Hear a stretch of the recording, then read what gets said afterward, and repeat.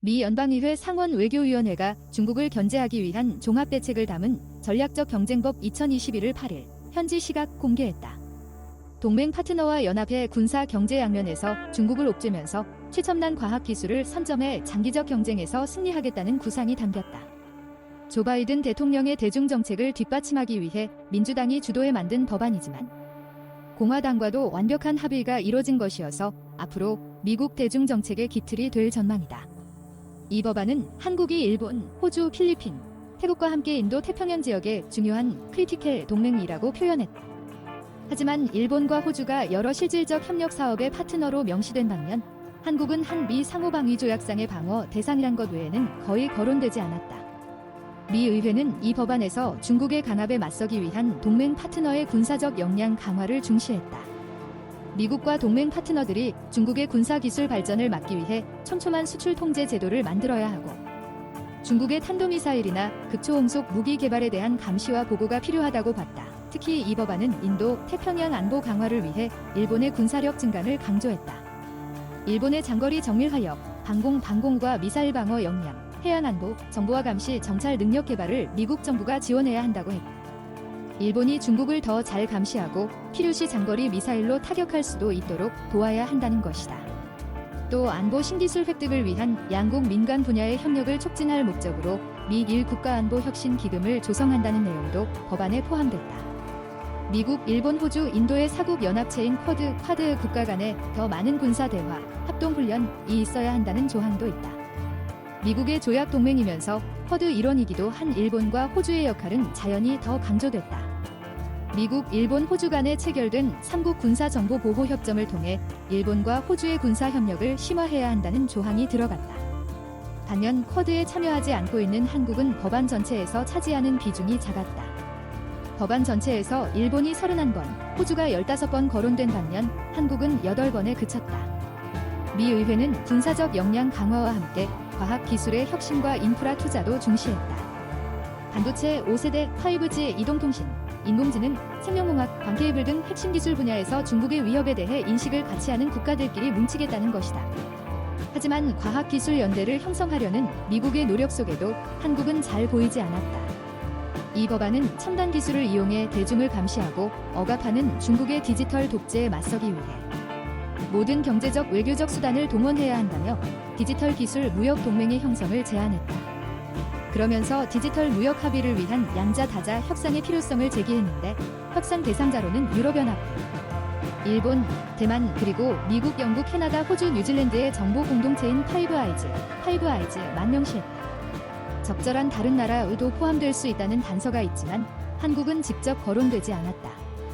이와 관련해 반 메넨데스 상원 외교위원장은 이 법안을 준비하던 지난 2월 본지 인터뷰에서 왜 디지털 무역 합의의 협상 대상자로 한국은 고려하지 않나? 이란 질문에 5G 문제에서 미국과 입장이 같은 나라들을 모은 것이라고 말한 바 있다. 한국이 중국 화웨이의 5G 장비를 계속 사용하고 있는 것이 문제란 얘기다. 중국의 인프라 투자를 통한 영향력 확대 정책인 1대1로에 맞서기 위해 통합해 나가야 할 동맹들의 이니셔티브를 거론하는 대목에서도 한국은 등장하지 않았다. 미국, 일본, 호주의 인프라 협력체인 블루닷 네트워크, 유럽연합과 일본의 인프라 협력 사업 등은 언급됐지만 한국은 이런 사업들에 동참하지 않고 있다.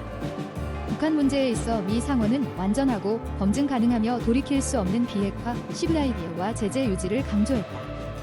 북한에 대한 유엔 제재의 이행에 대한 조항이 법안 속에 따로 마련됐다. 또 북한 정부에 대한 최대의 경제적 압박을 유지하는 것이 이 정부의 정책이라고 명시하며 이런 제재는 북한 정권이 비핵화를 향해 완전하고 검증 가능하며 되돌릴 수 없는 행동을 취할 때까지 계속돼야 한다고 했다. 앞으로 어떤 행정부가 대북 협상을 하든 최종 목표는 CVID라고 못 박은 것이다. 이 법안에서 한국을 포함한 인도, 태평양 동맹과의 협력 과제로 미사일 방어와 인권이 포함된 것도 문재인 정부에는 부담이 될 수 있다. 미국은 중국을 의식한 미사일 방어 체제에 한국이 들어오기를 희망해왔지만 우리 정부는 중국과의 마찰을 우려해 회피해왔다. 또 미국이 신장 위구르 인권 침해와 홍콩의 민주화 탄압 등과 관련해 중국을 제재하고 일본, 유럽연합 등이 보조를 맞춰온 것과 달리 우리 정부는 중국의 인권 문제를 거의 제기한 적 없다. 그러나 이런 문제에 대한 미국 입장이 확고해 한국이 계속 모호한 태도를 유지하는 것도 점점 어려워지고 있다. 이에 미 상원 대중전략경쟁법 공개 인도 태평양 군사력에 11억 500만 불 투자. 미국 상원 외교위원회 지도부가 중국의 글로벌 영향력 확대에 맞설 능력을 높이기 위한 내용을 망라한 법안 초안을 8일 현지 시간 내놓았다. 로이터 등에 따르면 법안의 이름은 2021 전략적 경쟁법으로 중국에 대응하려는 외교 전략적 구상을 담고 있다. 미 의회에 대중국 강경 정서를 반영했다는 평가다. 280쪽에 달하는 법안은 경제 경쟁뿐만 아니라 신장, 위구르 지역 무슬림 소수민족 탄압에 대한 제재부과 홍콩 민주주의 지원 내용도 있다. 법안은 인도 태평양 지역에서 미국의 정치적 목적을 달성하기 위해 필요한 군사력 투자의 우선순위를 정할 필요가 있다고 강조했다. 또 의회는 연방 예산이 중국과 경쟁하기 위한 전략적 명령과 적절하게 조정되도록 확실히 해야 한다면서 그렇게 하도록 지출을 촉구했다. 법안은 2022에서 2026년 이 지역 관련 총 6억 5,500만 달러, 약 7,300억 원의 해외 군사 자금을 지원하고 같은 기간 동안 인도 태평양 해양 안보 이니셔티브와 관련한 프로그램에 4억 5천만 달러, 약 5천억 원 지출을 권장했다. 로이터는 이 법안이 잠재적인 국가 안보 위험이 있는 금융거래를 조사하는 미 외국인 투자위원회 CFIUS를 확대토록 할 것이라고 했다. 다만 위원회와 상원 전체 회의를 거치면서 바뀔 수 있다고 덧붙였다. 법안은 아울러 대만과 파트너십 강화를 강조했다. 미국과 대만 관료 간 교류에 제한이 없어야 한다고 했다. 대만을 미국의 인도 태평양 전략의 핵심적인 부분으로 칭하면서다. 한국과 일본, 필리핀, 호주, 태국도 대단히 중요한 동맹이라고 지적했다. 법안은 미국이 동맹국을 독려해 중국의 공격적이고 독단적인 행동에 대해 더 많은 일을 하도록 해야 한다고 지적했다. 무기 통제 협력도 포함해서다. 법안에는 북한 정권이 비핵화를 향한 완전하고 검증 가능하며 불가역적인 조처를 할 때까지 경제적 최대 압박을 유지하는 것이 미국의 정책이라는 표현도 들어갔다. 이를 위해 중국을 포함한 모든 국가에 대북 유엔 제재 이행 압박 등을 해야 한다고 거론했다.